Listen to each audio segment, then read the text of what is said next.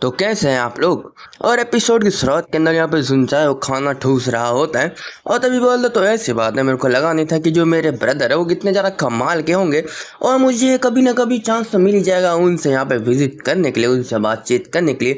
और तभी जो 10 तो बोलता है कि यंग मास्टर यहाँ पे हम उस प्रिंसेस का करे क्या, वो बहुत नाक में दम कर रही है। तो यहाँ पे चूतिया बोलता है वो आखिर तुम्हारा मत लगे हमारे बिग ब्रदर ने क्या उससे यहाँ पे बातचीत नहीं कर ली क्या। तो 10वां बोलते कि नहीं नहीं ये बस बात ही नहीं कि क्या आप इस चीज को ऐसे छोड़ने वाले हैं। तो चूतिया बोलते कि कहाँ है आखिर, क्यों मैं इस चीज में इतना ज्यादा परेशान हूँ। और वैसे भी यहाँ पे बहुत सारे यहाँ पे मूर्ख लोग हैं दुनिया के अंदर जो परेशानी अपने ऊपर उठाना चाहते हैं, तो आखिर मैं क्यों उठाऊं। और हम देखते हैं कि यहाँ पे 10 सोचते कि जब यंग मास्टर ने ऐसा बोला है कि वो डील करने नहीं वाले, तो आखिर कोई बिग डील होने वाली नहीं है। और तभी जो जुन जाओ यहाँ पे बोल रही और वैसे मेरे को एक चीज़ बताना कि जो क्लैन बद्र जांग जियान है उनने कोई मैसेज भेजा था कि जब मैं सेकुलेशन के अंदर था, और आके किसी ने भेजा तो किसने भेजा है।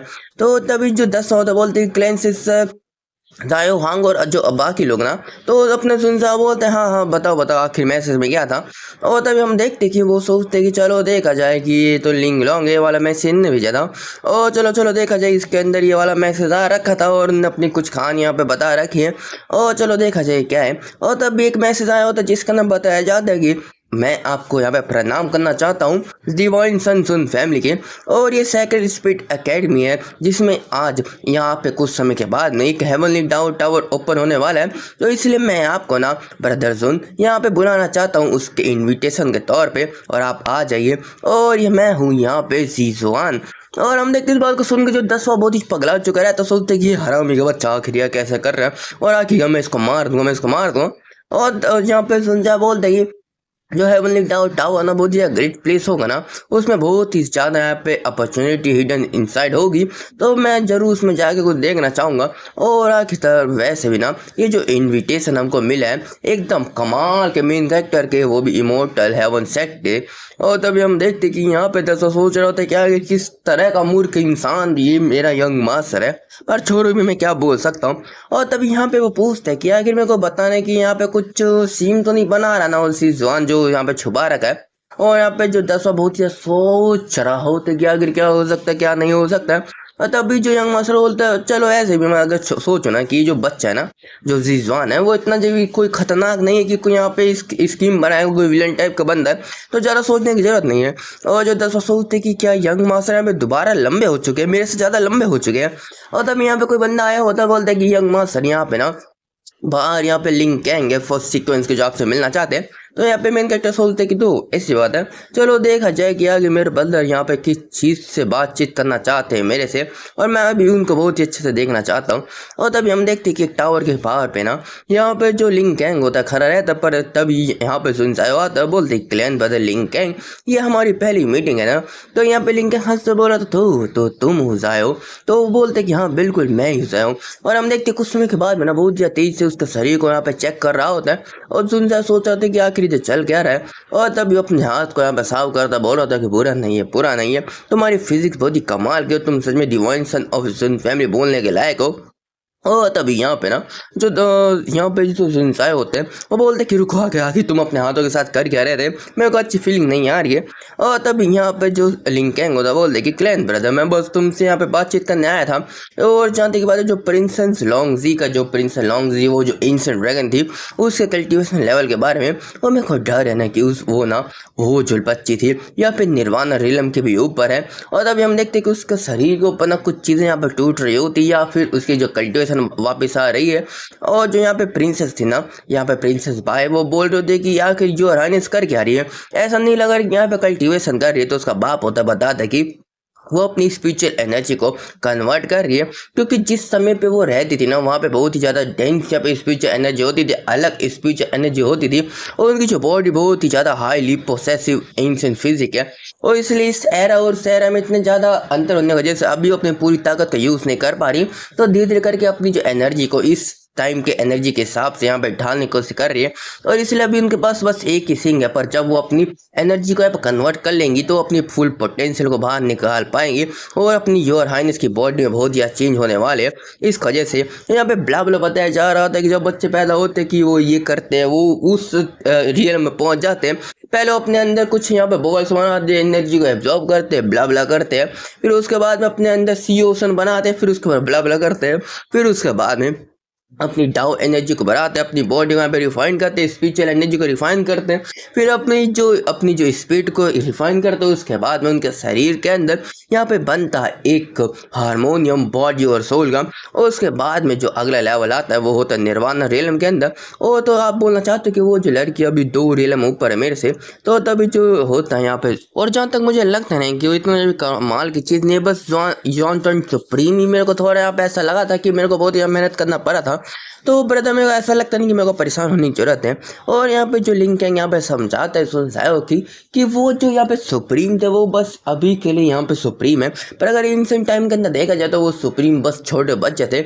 और इसलिए वो जो एंशिएंट ड्रैगन है जो उस समय की यहाँ पे जीनियस थी, वहाँ की प्रोटेगनिस्ट थी, उसका जो लेवल बहुत ही कमाल का होने वाला है। और इसलिए तुम्हें ना बिल्कुल भी यहाँ पे किसी भी तरीके से उसका अंडरएस्टिमेट नहीं करना चाहिए। और जब मैंने उससे फाइट किया था तब वो अपनी बिल्कुल भी कोई भी पोटेंशियल का यूज़ नहीं कर पा रही थी, क्योंकि उसकी जो एनर्जी कन्वर्ट नहीं हो रखी थी इस एरा की ऑरा के हिसाब से, इसलिए वो बहुत ही ज़्यादा कम पावर का यूज़ कर पा रही थी। और अगर अपनी पावर का यूज़ करती तो मैं उसके सामने कुछ भी नहीं था।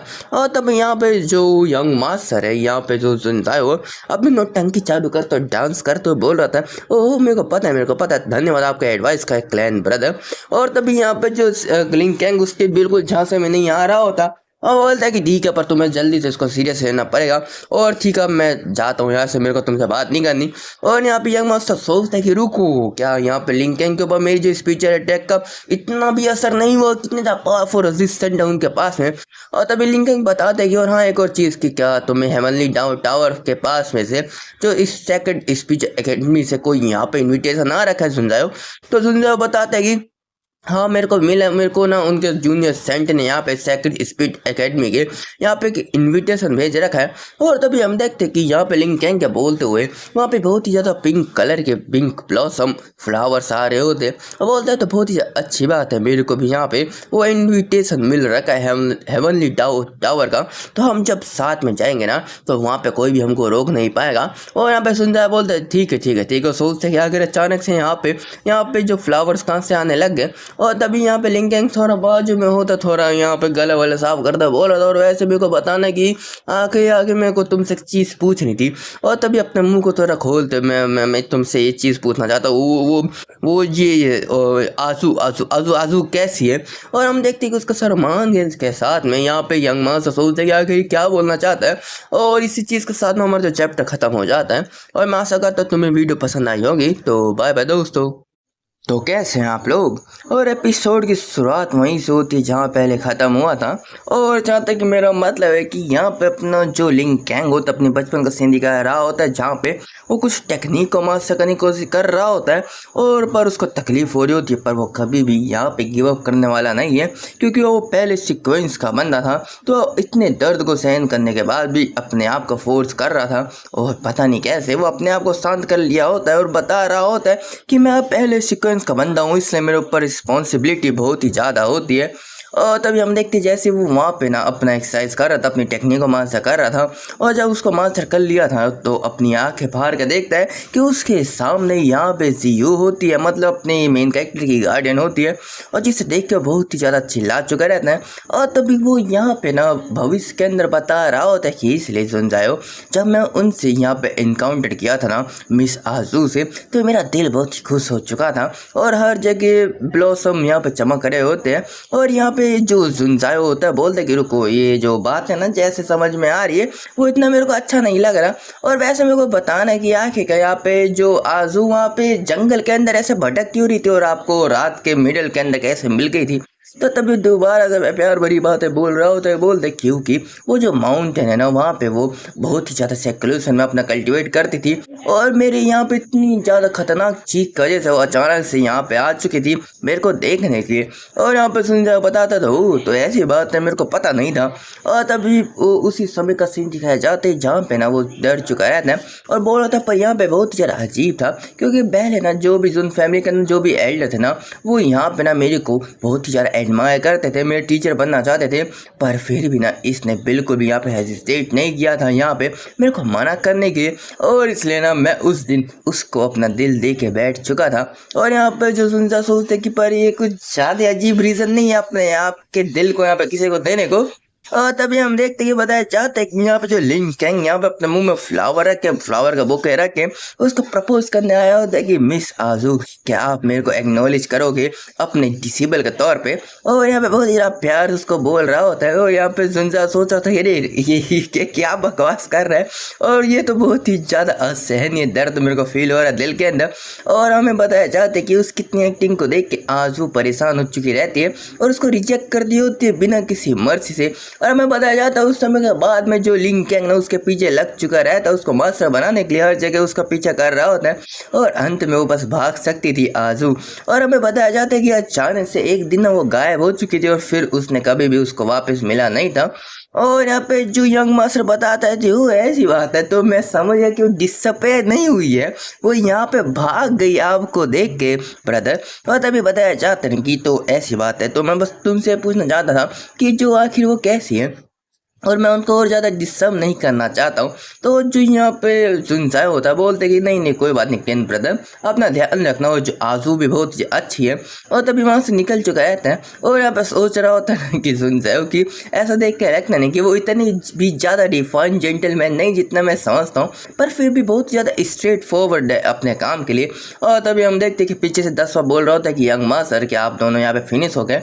तो पूछता है कि यहाँ पे सुनसाए क्या तुम हमारी बातों को सुन रहे थे। तो बोलते हैं नहीं बस मैं यहाँ पे थोड़ा मेरे को डर लगा था कि आप दोनों के बीच में फाइट चालू ना हो जाए। और ठीक है जैसे आपकी जो बातचीत कैसी रही। तो बोल रहा बहुत अच्छी रही। और चलो अब यहाँ पे ना मेरे को इनविटेशन आया है कि हेवनली टावर के अंदर जाने का अपने ब्रदर के साथ में, तो मैं भी जाऊँगा। तो जो 10वां बोल रहे कि मैं भी जाऊँगा। तो बोल रहे ठीक है चलो फिर साथ में चलते हैं।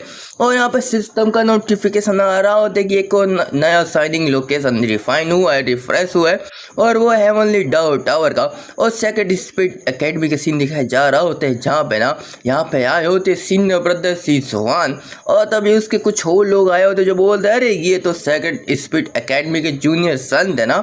और जूनियर सन आखिर आपका जो आर्म ना यहाँ पे हील हो गया क्या। और ये बंदा है ब्लैक एंड वाइट हेयर के अंदर कोई तो होगा। और बोलने की जानने की बात है कि आखिरकार आप ना बस यहाँ पे अपने कल्टीवेशन के ऊपर निर्भर रहते बस अपने एक हाथ के द्वारा, तो इसलिए आप बहुत ज़्यादा कमज़ोर है जूनियर सन। और यह होली संडे यिन यांग सेट का।